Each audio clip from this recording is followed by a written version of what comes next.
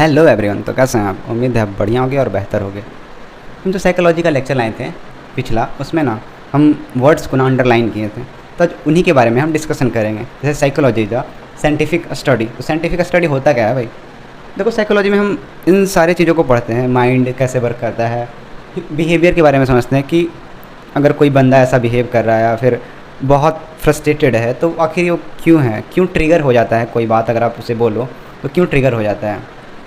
और भी बहुत चीज़ों के बारे में साइकोलॉजी स्टडी करता है। भाई साइकोलॉजी एक बहुत डाइवर्स सब्जेक्ट है। अगर देखो ना, तो मुझे लगता था पहले कि नहीं, बस एक छोटा मोटा एक डिसिप्लिन जैसा है, लेकिन नहीं, इसका जो रेंज है वो काफ़ी वाइड है। ओके, तो आज हम समझेंगे साइंटिफिक स्टडी क्या होता है।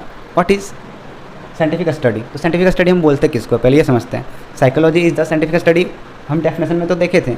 ओके, लेकिन कैसे पता चलेगा हमें कि साइंटिफिक स्टडी का मतलब होता क्या है, कैसे साइकोलॉजी में साइंटिफिक स्टडी होता है। ओके, तो वो समझते हैं हम। तो साइंटिफिक स्टडी और साइंटिफिक रिसर्च ये एक ही है दोनों। Okay, is a systematic and rigorous process of investigating phenomena to gain knowledge and understanding through observation. किसके थ्रू साइंटिफिक स्टडी?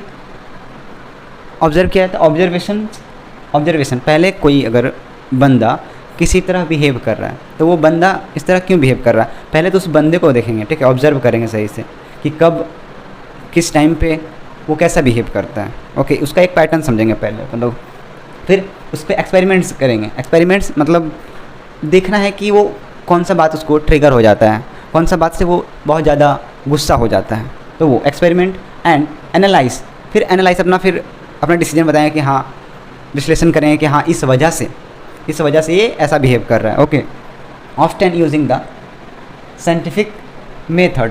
फिर अब साइंटिफिक मेथड क्या होता है ये समझेंगे। ओके, साइंटिफिक स्टडी क्या था? Observation, experimentation, analyse. ओके, फिर the scientific method. Scientific method क्या होता है ये समझते हैं अपन लोग।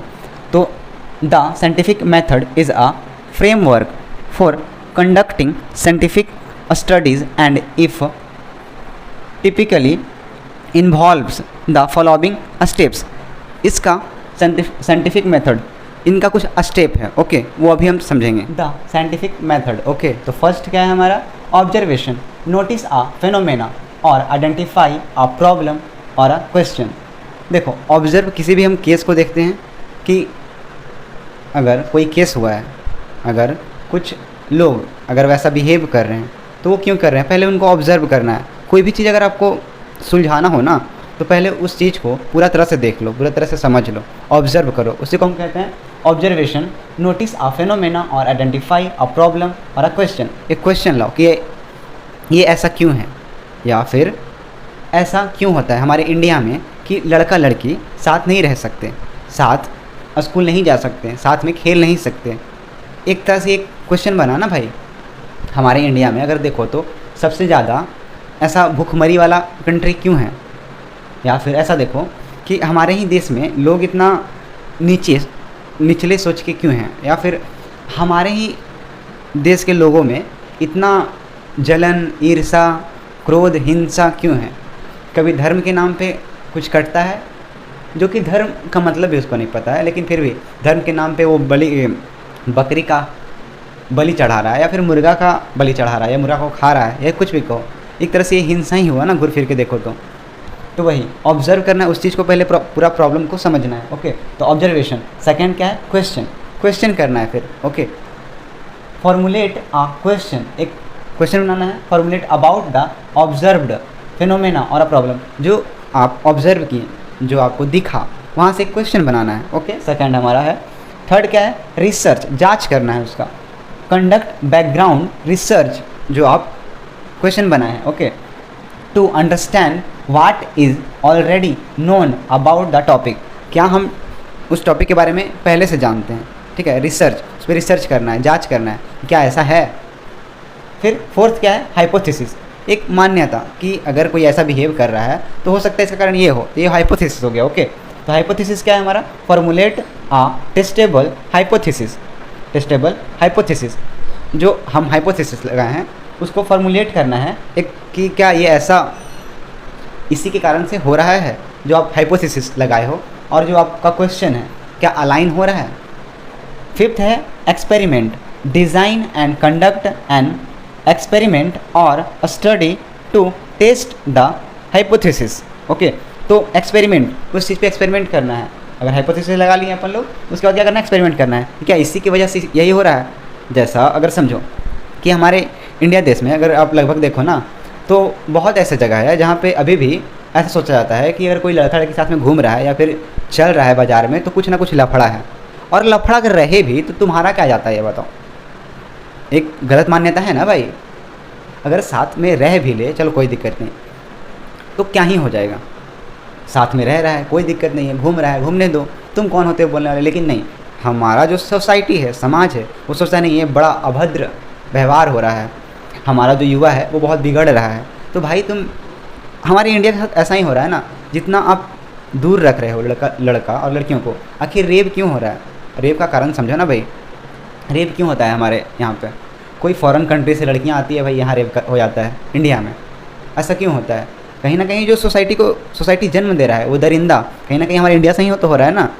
बताओ, बाहर के लोग यहाँ आने में डरते हैं, डरेंगे ही, क्योंकि यहाँ के जैसा दरिंदा जानवर लोग और कहाँ पाए जाते हैं? कहीं नहीं।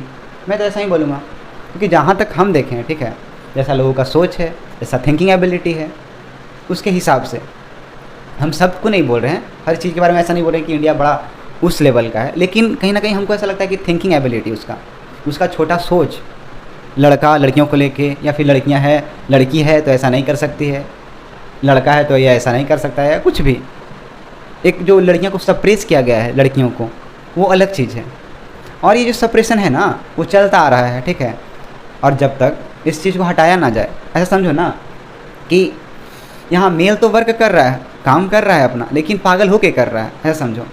ओके, फीमेल का क्या है, वो सप्रेस हो चुकी है भाई, वो उनके अंदर इतना गुर्दा नहीं है इन द सेंस, कहने का मतलब है हिम्मत नहीं बचा है कि वो अपना एक्शन ले सके, वो अपना आज़ादी मांग सके। ओके, ऐसा हो रखा है। तो एक्सपेरिमेंट करना है, design and conduct an experiment or study to the test the hypothesis, उस चीज़ को इम्प्लीमेंट करना है। देख, वो है डाटा एनालिसिस। अब जो भी हमारा एक्सपेरिमेंट हुआ, अब जो डाटा एनालिसिस के थ्रू आया, analyse the collected data to determine if the hypothesis is supported और रिफ्यूटेड। क्या जो हाइपोथेसिस हम लगाए हैं, एक्सपेरिमेंट किए हैं और जो डाटा कलेक्ट किए हैं, ओके, क्या वो एप्लीकेबल हो रहा है, सब बैठ रहा है? डाटा एनालिसिस करेंगे फिर हम। Okay, conclusion, draw conclusions based on the data analysis and report the findings. Conclusion पे हम कब आएंगे? जब सारा कुछ को हम मर्ज कर देंगे, मिला देंगे, तब एक हमारा लास्ट में जो आंसर आएगा, जब हम प्रॉब्लम सॉल्व करेंगे ना, तो इसको हम और अच्छे से समझ सकते हैं। ओके, हो सकता है ऐसे आपको ना भी समझ में आया हो, लेकिन जब हम प्रॉब्लम सॉल्व करेंगे इन आगे साइकोलॉजिस्ट के लेक्चर में, तो काफ़ी अच्छे से और हम इसे अच्छे से समझ पाएंगे। ओके, तो analyse and report the findings, जो कंक्लूजन आता है, ओके, जो सारा को मर्ज करके जो लास्ट में कंक्लूजन आता है, वही हमारा आंसर होता है।